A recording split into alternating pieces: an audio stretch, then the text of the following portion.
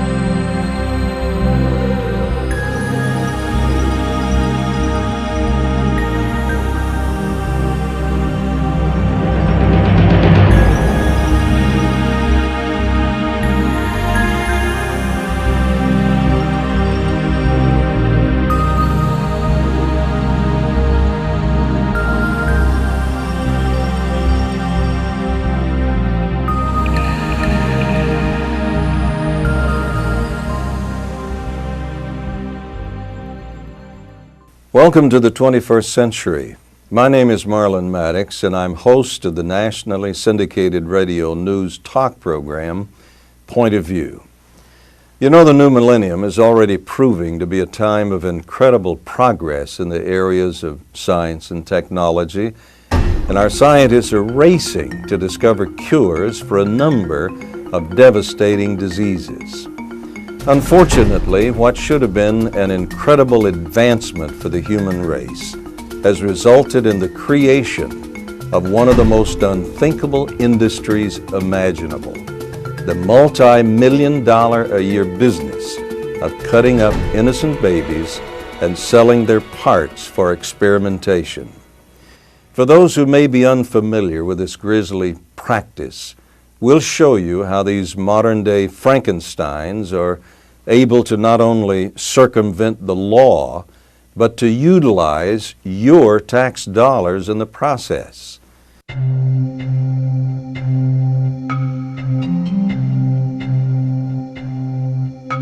In the 1990s, a new method of abortion was perfected by Dr. Martin Haskell of Dayton, Ohio. This procedure would become known as partial birth abortion.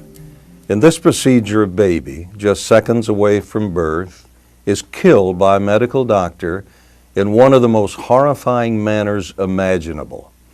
In fact, partial birth abortion was so grisly that the American Medical Association refused to acknowledge it as a legitimate procedure. And when word of this gruesome practice leaked out, outraged Americans began contacting their representatives in Washington. Congress responded by voting to ban the procedure, not once, but twice. However, their bipartisan voices were ultimately silenced in both instances through vetoes by then-President Bill Clinton. As we'll see later, Clinton had more than just maintaining a woman's right to choose as his reason for keeping this procedure legal. In the first stage of the procedure, the abortionist is actually watching the baby on a TV screen using an ultrasound machine. This allows the abortionist to reach in with forceps and grab a baby, usually by a leg, turn the baby around, and begin to deliver the baby, while still alive, into the birth canal. At a certain point, the abortionist is able to grab the baby with his hands and continue to deliver the baby into the birth canal, everything except for the head.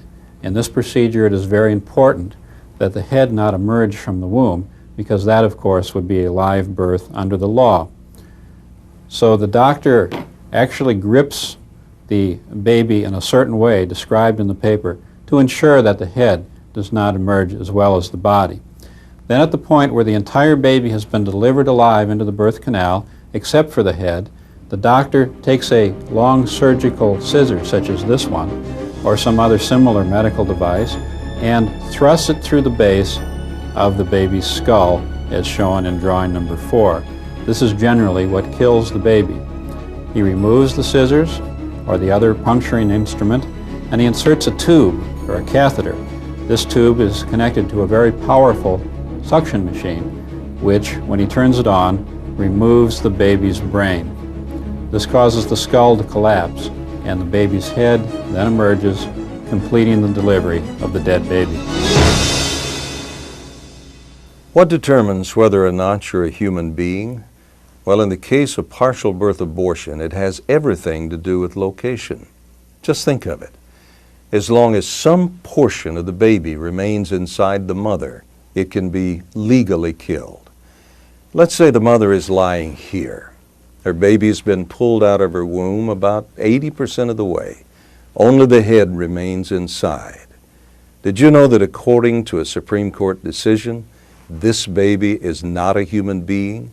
However, if the baby is moved about 3 or 4 inches this way, so that the head is outside the womb, then it's considered a human being and is afforded all the rights and privileges guaranteed by our Constitution. Now think with me. Is this logical? It'd be like saying, this is not a pencil, but if I move it over here, then now it's a pencil. The fact is, this is a pencil whether I hold it here or whether I hold it here. And the baby is a human being, whether it's here or whether it's here. Now the liberal politicians, liberal members of the press, and liberal members of the entertainment industry would label me a dangerous right-wing extremist for saying what I just said. But I would say that puncturing a baby's skull and then sucking its brains out is extreme. What would you say? Is partial birth abortion any worse than any other abortion? Well, every abortion kills a living, human, developing baby. But this type of abortion is particularly gruesome. It's killing a baby during delivery. This is a medical model of a baby at 4.5 months, 20 weeks. This is the earliest stage at which a partial birth abortion would generally be done. So this is the smallest the baby would be who is a victim of a partial birth abortion.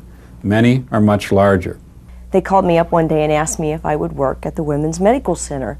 And I told them I would, because I didn't have a problem with abortion, or at least I didn't think I did. The first lady we did was 26.5 weeks pregnant. She had just found out that her baby had Down syndrome. And her parents and her boyfriend made her get this abortion. She didn't want it. As a matter of fact, she cried the entire 3 days she was in there. So we did her first, because she was upsetting the rest of the patients. And we brought her into the operating room and put the gown on her, put her on the table, and put her legs in the stirrups. And we started an IV and gave her Valium just to calm her down so she wouldn't care what was going on. She didn't get a general anesthetic to knock her out. And I really thought those babies were dead at this point. I thought, they're not going to do this on a live baby, surely. Something's killed the baby. I don't know what I thought killed it, but they were very much alive, and you could see the heartbeat. And taking a pair of forceps, he went up inside the cervix and into the uterus and found one of the baby's feet and turned the baby in utero because it wasn't headed feet first. He has to bring the baby out feet first. So he brought that foot down through the birth canal. Then he went up and he grabbed the other foot and he brought it down through the birth canal until he had both of the feet on the outside. And grabbing his little feet with his hands, he pulled the baby out of the mother breech position until he had the entire body, everything delivered except for the head. And as I stood there, this little baby was kicking his feet and moving his little hands and fingers, and very much alive. And the doctor's very careful to make sure that he holds the baby's head in with his 2 fingers, with his left hand, to make sure that that head doesn't slip out. Because if the head slips out now, 3 inches, 3 seconds from being born, and he kills it, it's murder. But as long as he leaves that head in there, and he's very careful to make sure that head stays there, it doesn't matter how he kills it. It's an abortion and it's legal in this country. And as I stood there in horror, I watched this. The doctor took a pair of scissors and into the back of the baby's neck, back here, he plunged those scissors. And when he did this, the baby jerked out in a startle reaction. And he took the scissors and he opened it up to make a hole in the back of the neck. And he took a high-powered suction machine and a catheter, and he stuck that into the hole, and he literally suctioned out the baby's brains. And they went down the tube and into a jar. And I almost hit the floor. I mean, I stood there and I thought, this isn't happening. This really isn't happening. I'm dreaming this. Please, wake me up. And I choked back the tears and the lump in my throat. And I couldn't believe it. I could not believe it. I didn't want to be in there, but it happened. He pulled the head out and he cut the cord and he delivered the placenta and threw it in the pan. And he cleaned her up and he took the baby out of the room. And this mom wanted to see her baby. We tried to talk her out of it, but she does have the right to see it. So we cleaned her up and put a pad on her and walked her to the ultrasound machine room. And we cleaned the baby up and put it in a little blanket and we handed it to her. And I don't know what she thought she was going to see, but I don't think it's what she saw, because she looked down in his little face and she started screaming to God to forgive her. And she held him and she rocked him and she begged him to forgive her. And at that point, I couldn't take it. I had to leave. I ran to the bathroom and beside a toilet I kneeled and I screamed at God and I said, God, why are you letting this happen? Why? Why does this have to happen? This is murder. I mean, I can't believe you'd allow this to happen. There were 7 of these done that day. Every one of the mothers were perfectly healthy. Nothing was wrong with them. They just waited later in their pregnancy to have an abortion. 1 baby had Down syndrome. The rest of them were perfectly healthy babies. The vast majority of partial birth abortions are performed for purely elective reasons. They're performed on the healthy mothers of healthy babies. Those are the facts.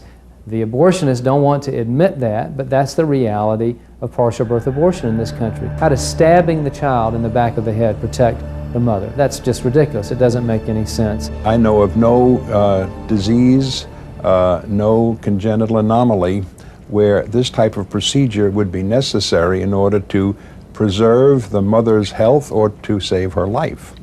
And it certainly doesn't do anything for the life of the baby. The partial birth abortion method is not recognized by the medical community. It's not found in any textbook.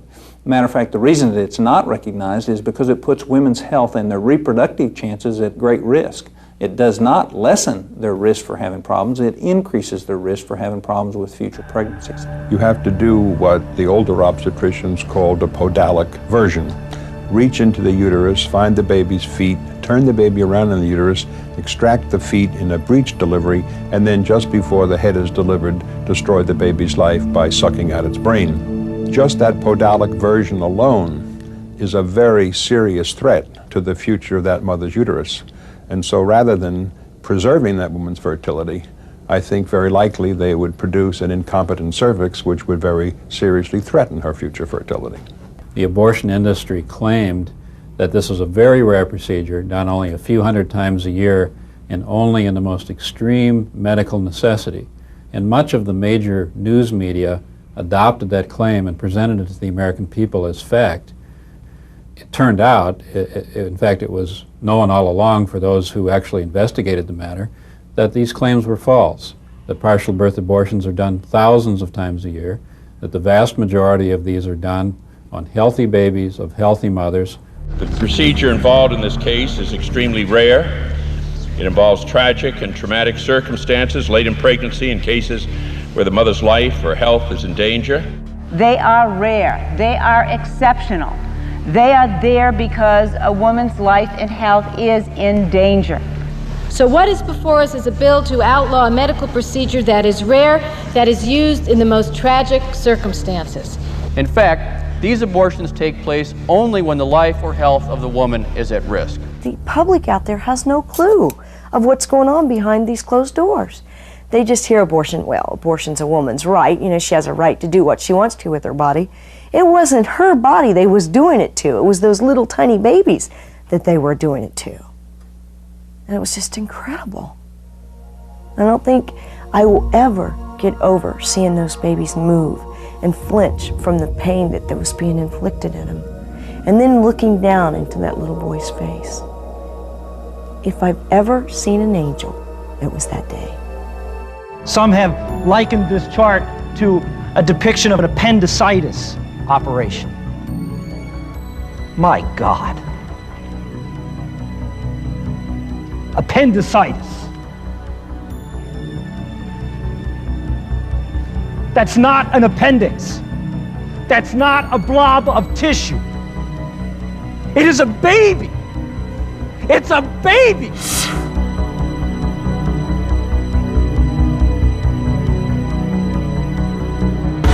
According to the courts of the United States, and this is true of Canada also, you're allowed to kill the baby as long as the baby gets dead before he comes out into the air. But in this procedure, the baby is alive until the head is pierced. But sometimes, at that point, she gives a big pop, out comes the head. Now you have a live child in your arms.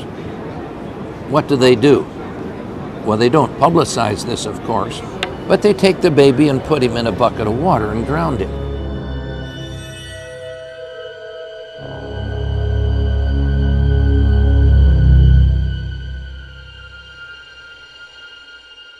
Ignoring the law, which requires that at least some portion of the baby remain inside the mother before it's killed, a new type of abortion has quietly developed behind the scenes in recent years and has become known as the live birth abortion.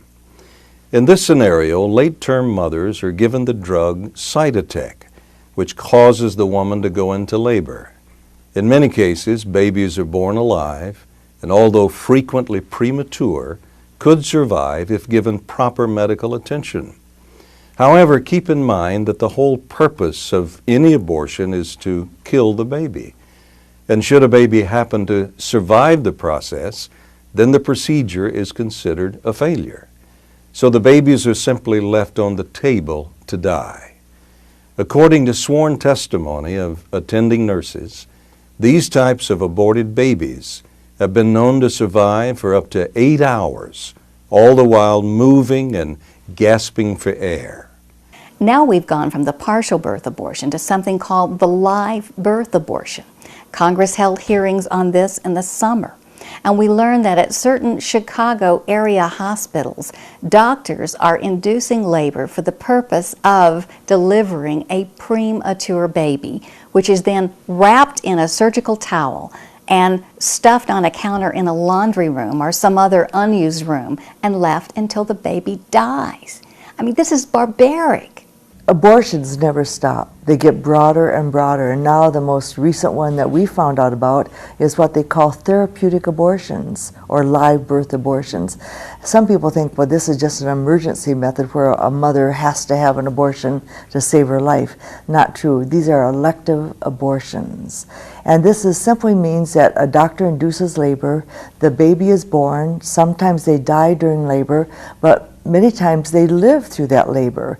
And here you've got a living baby, a live birth abortion, and they give it what they call comfort care, where the mother or the nurse, if there's a nurse available, will literally hold that baby wrapped up in a blanket in their arms until that baby breathes its last breath. It is not given any nourishment or any medical attention. Now, if there's no one available and the mother doesn't care to hold the baby, they'll sometimes put it back in a storage room on a shelf, and the baby is left to die there.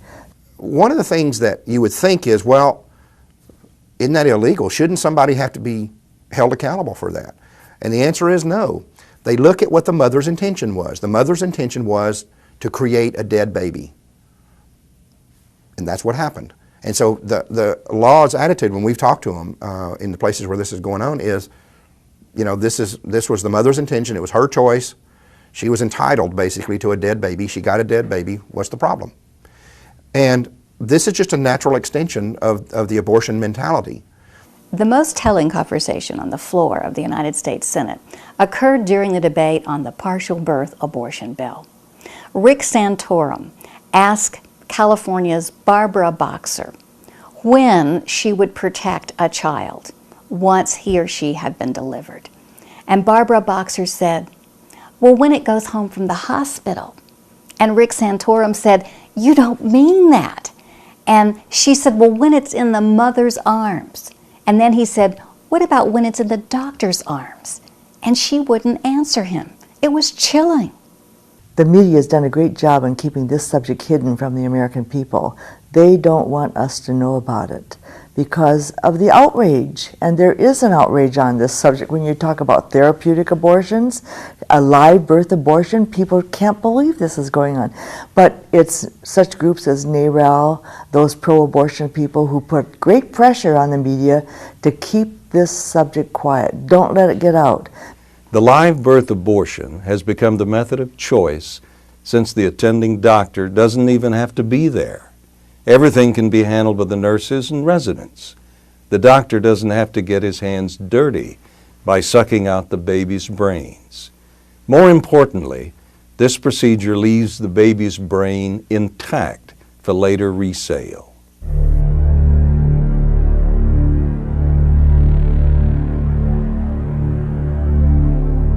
You see, the early abortions tear the baby's body in pieces, and then the organs aren't saleable, should we say.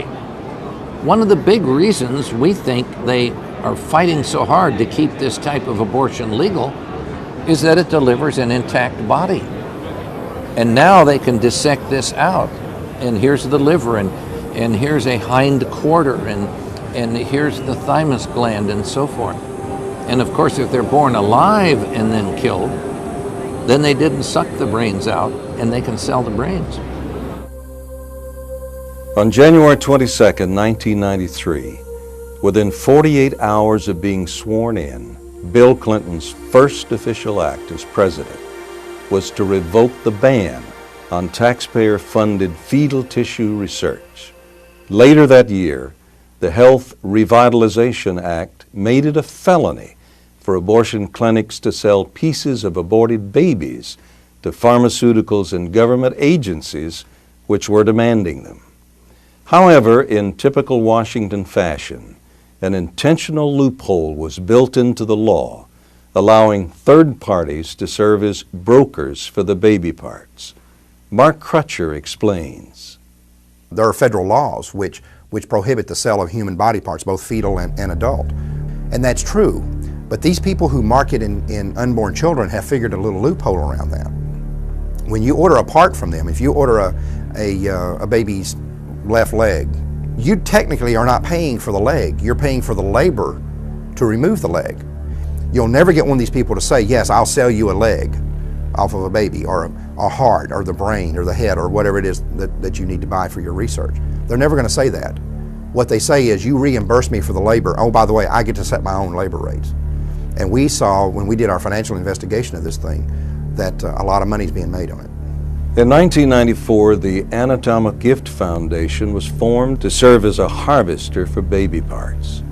AGF staff members would go into abortion clinics such as Planned Parenthood, cut up the aborted babies within minutes after their death, and ship the pieces on ice either by UPS or Federal Express to those agencies who had sent in purchase orders.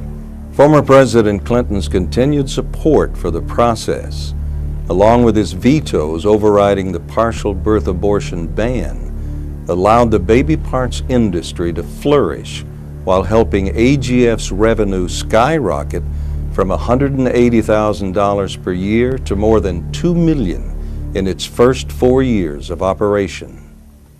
During the last presidential campaign, we were led to believe by some that there really wasn't a lot a president could do about abortion one way or the other. Well, just go back and look at some of the things that Clinton did. He lifted the ban on abortions in military hospitals. He lifted the ban on the so-called family planners for using our tax dollars to hustle for their abortion businesses. He lifted the import alert on RU 486. He appointed 2 hardcore pro-abortion advocates to the Supreme Court and hundreds more to the federal bench. And most importantly, he lifted the ban on the use of our tax dollars for fetal tissue research. That's why we have this trafficking in baby parts that is going on right now. Our organization is the one that broke the story about there being companies in America that go into abortion clinics and buy the dead bodies of babies who are then chopped up and sold to research companies, medical universities, pharmaceutical companies, biotech companies, and that sort of thing. And this has now started a big debate over the use of fetal tissue. I find it incredibly hypocritical that there are people who say, oh, I'm pro-choice, but I find that horrible, that's barbaric. If there's nothing wrong with killing the baby, or if you believe it isn't a baby, then what's wrong with this? The other thing is, where does this lead to? Are we going to have a situation where women are going to get pregnant on purpose? Are they going to become basically farms for tissue, for unborn babies? They get pregnant, have a baby, sell that baby for medical research, and have it killed. Again, if there's nothing wrong with abortion, what's wrong with that?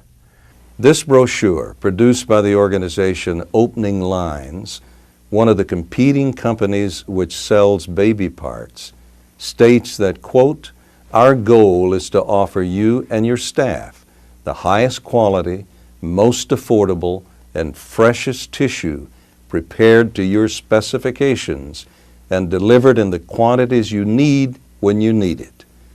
Only the healthiest babies, which are referred to as product, are used. One look at the Opening Lines price list should convince anyone that we're not simply dealing with the blob of tissue that pro-abortionists would have us believe are being aborted. For example, anyone can purchase spleens for $75, livers for $150, kidneys for $125, arms and legs for $150. An intact brain goes for $999, the heart and lungs for $150, or spinal cords for $325. And of course, the larger the baby, the more money it generates. Basically, we found 4 or 5 what we call players in this business that are involved, basically wholesalers, people who buy the dead bodies and then turn around and resell them to pharmaceutical companies and so forth. The 2 main players appeared to be a company called Opening Lines and Anatomic Gift Foundation. Now, the interesting thing is that when we started revealing this information to the public, both of these people ran for the hills. The day that we released the information and it made the first newspaper, one of them shut down that day. The other one hung on for a little bit longer, but then eventually said that they were going to get out of the fetal tissue business as well, which raises several questions. If that's such a noble thing to do, you know, why do you run for the hills just when somebody shines the light on it and says, this is what you're doing? The other thing is, we know that in at least one instance, this company has set up now under another name in another state and is clandestinely back involved in this. But there are other companies, there's several of them that have stayed in it all along. The harvesting of baby parts has been going on for a long time. I remember when we first found out about it, and we heard that at night they were slipping out these baby parts out of a warehouse so that nobody would be aware that they were doing this. Well, now, of course, it's much more open. It's a very lucrative trade. After all, if you can sell an intact brain for $1,000, do you want eyeballs? They're $100 a piece. There's a lot of money transplanting here, and a lot of drug companies are doing experiments using these tissues, and the almighty dollar goes there. By law, a mother must sign a consent form before her baby's parts can be used for research. The Opening Lines brochure instructs abortion clinic counselors on how to best sell a prospective patient on the idea of donating her aborted baby to Opening Lines for resale.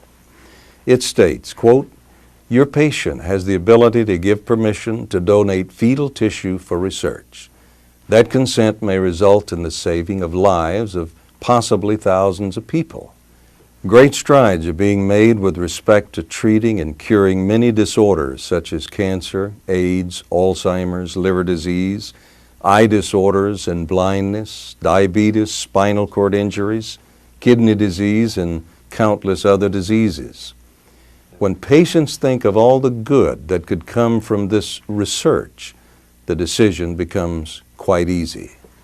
The people who are involved in it now are trying to use it as basically kind of a sales tool, a subtle sales tool to women who may be ambivalent about their abortion decision. You know, if you go in there and and as most women are, very ambivalent. This is not something that you wanted to do. No little girl when she's 3 or 4 or 5, 10 years old says one day I want to grow up and have an abortion. No woman wants an abortion. So if you go in there and you're thinking about it, you know, the fact that somebody says to you now, did you know that your baby's body could go to help cure AIDS or cure Parkinson's or whatever? You know, I'm not saying that would push her over to saying, oh, okay, great, then let's go ahead. But it's got to be one of those factors that makes it a little more palatable for her to go forward with the abortion.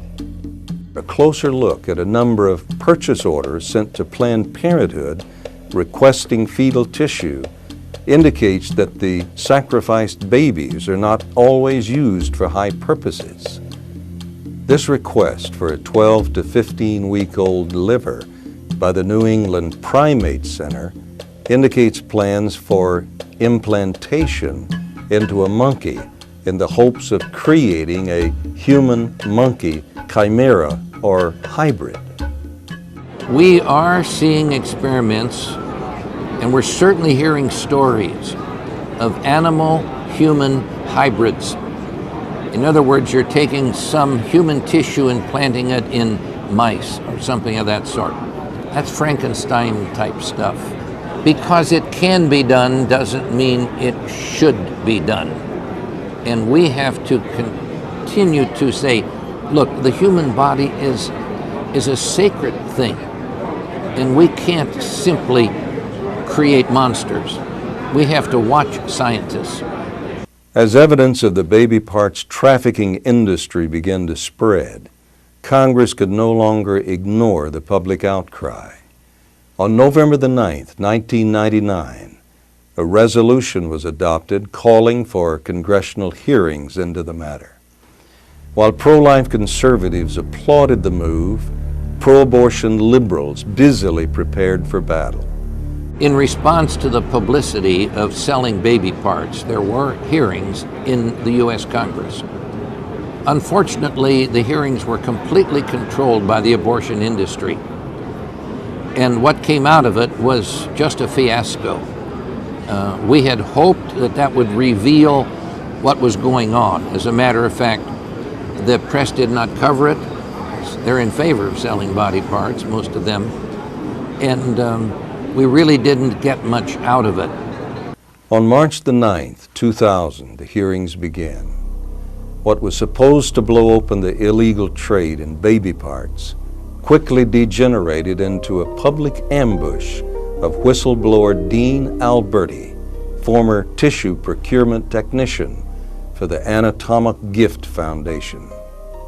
Well, the hearing in Congress on the trafficking of baby parts fell apart because the members who had arranged the hearing, who really wanted to get to the bottom of this, did not know that their star witness, Dean Alberti, had been sued by his company. When he went to work for the company, he had signed a confidentiality agreement, and he broke that agreement by revealing all of this damaging information to Mark Crutcher. Under the terms of the agreement, he was under a gag order. He was not supposed to talk about the lawsuit. The other side brought up the lawsuit, and he was terrified. He didn't know if by talking about it in the hearing, he would be in violation and therefore would be subject to being sued again. So the hearing fell apart. His credibility was undermined. You see, it was necessary to destroy Mr. Alberti's reputation in order to keep the baby parts trafficking industry intact. Since the government is a major participant in the whole operation, both in terms of funding it and in receiving fetal tissue, why would they want it stopped? Once again, congressional hearings were used, not as a search for truth, but as part of a political agenda.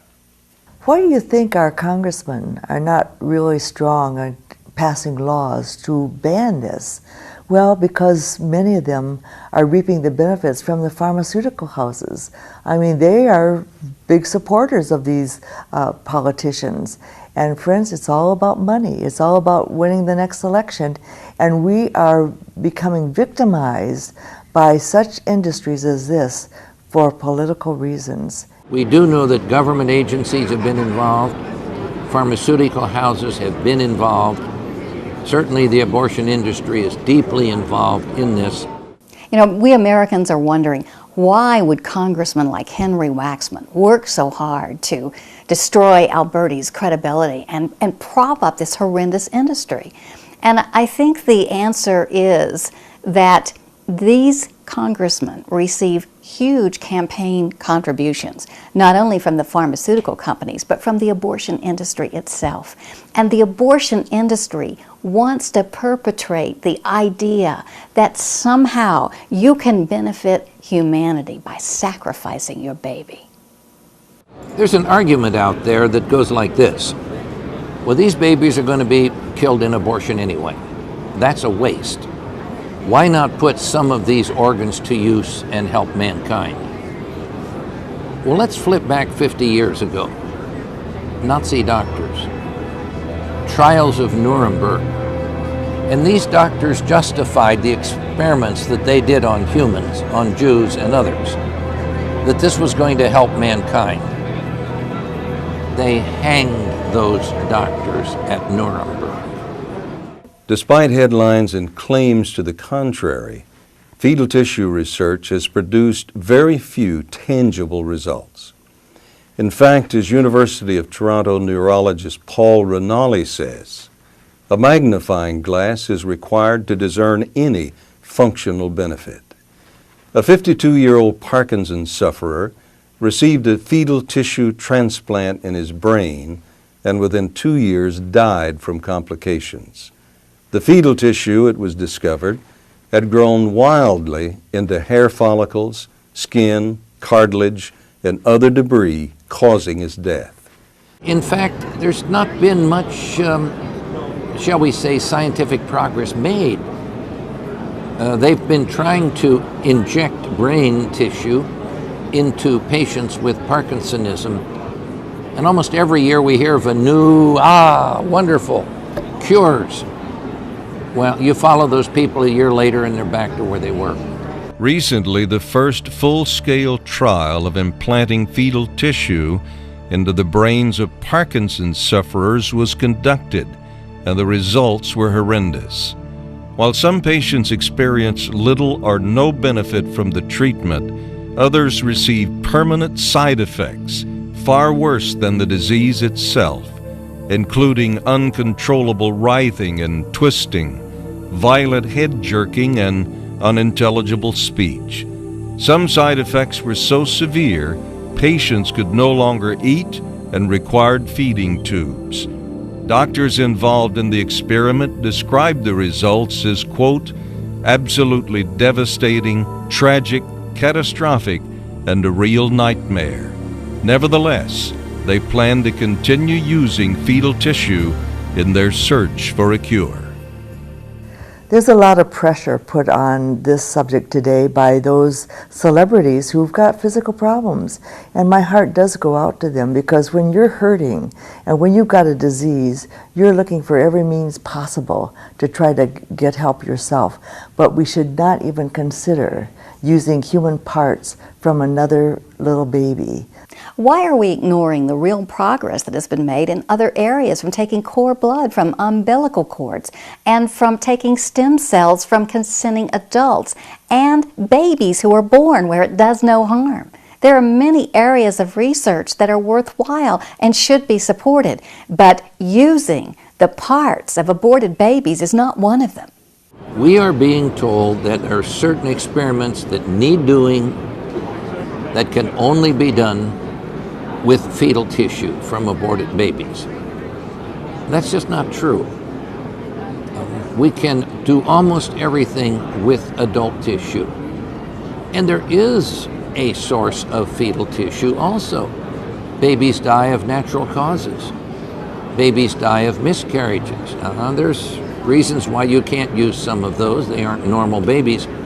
But there are tubal pregnancies, for instance. Now, those babies die of natural causes, and those tissues can be used. As a culture, we can't look at this medical research, this fetal tissue research, and tell ourselves that how this tissue is acquired is irrelevant, because it is the most relevant issue. If I'm a scientist and I'm doing some research and somebody brings me a fetal pancreas, the first question I'm going to ask myself is, how did that pancreas come to be dead? Was this baby killed on purpose, or was this baby the result of a spontaneous miscarriage? And the moment we keep ignoring that, we start ignoring that, which is what we're doing now, it's just one more example of how our culture is in collapse.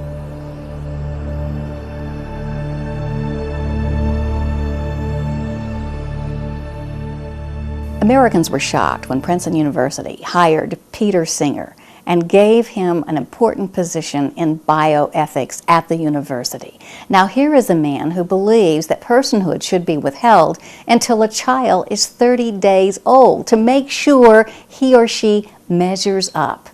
Peter Singer has said, and he has his followers, that we not only can do abortions, but that we can't always pick up the, quote, bad ones before they're born. And so what we should do is have sort of a celebration when the baby is a month old. And we would gather together and we will have examined this child and we'll have said, well, this kid doesn't measure up to our elitist standards of perfection, therefore we'll kill the child. But this one is a good one, so we'll let this one live. And he's suggesting that we have this ceremony at 1 month of age.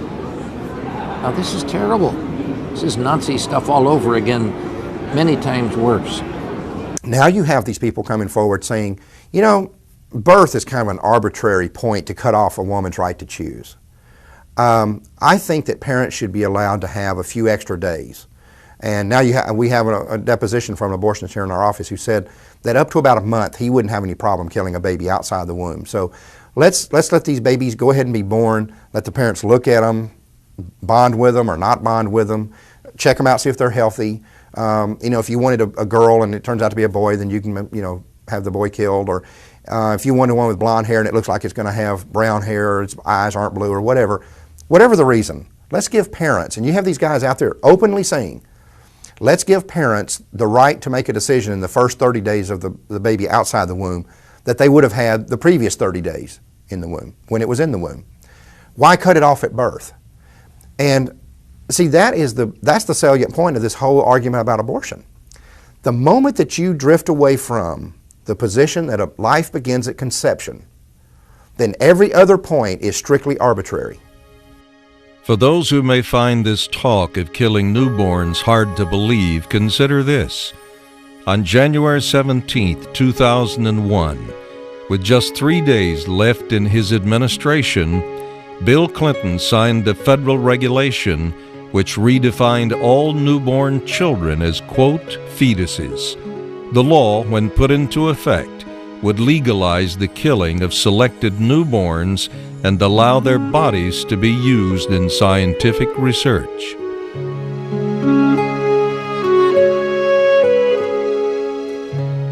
This is a tiny human, and from that very first cell stage, abortion by whatever technology or technique kills a living human. Do we have the right to kill our brother, our sister, no matter how small or no matter how old they are? And those of us who are in the pro-life movement keep trying to say, no, you can't do this. When you kill the first one, you've started down a slippery slope. It will be an uphill fight to ban all abortions. We've had it too long, and people are adjusted to it, that if I get pregnant, there's an answer. And today we need to really roll up our sleeves and get involved to educate other people about what abortion really is, what it really does. Human life should have a price tag that is beyond value. And only when all of us are safe are all of us safe. But when you say this life has only a relative value, and you hang a price tag on it, and you say, but you can't kill this one for this reason, no longer is life an absolute value. No longer is it sacred. And price tags get marked down. Over the past 3 decades since Roe v. Wade, abortion has really changed. It never stands still. It gets broader and broader. I remember the day that we reached 20 million babies aborted. And we were all appalled and just brokenhearted. 20 million. And then the number rose to 30 million. And now today, we're told it's over 40 million. Where will it all end?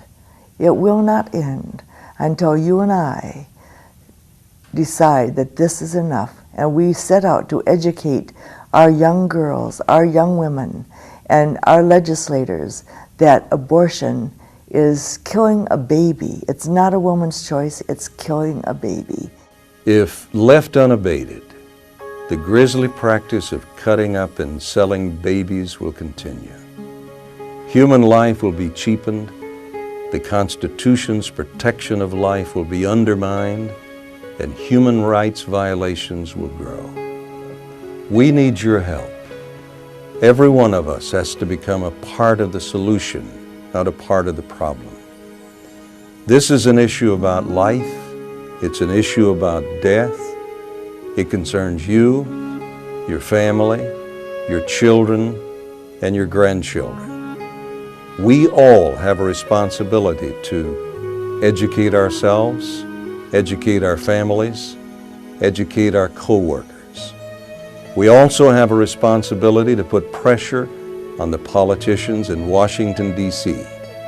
for them to stop the grisly practices that we've discussed in this video. We've given you the information. We've told you factually what's going on in America today. And the rest is up to you.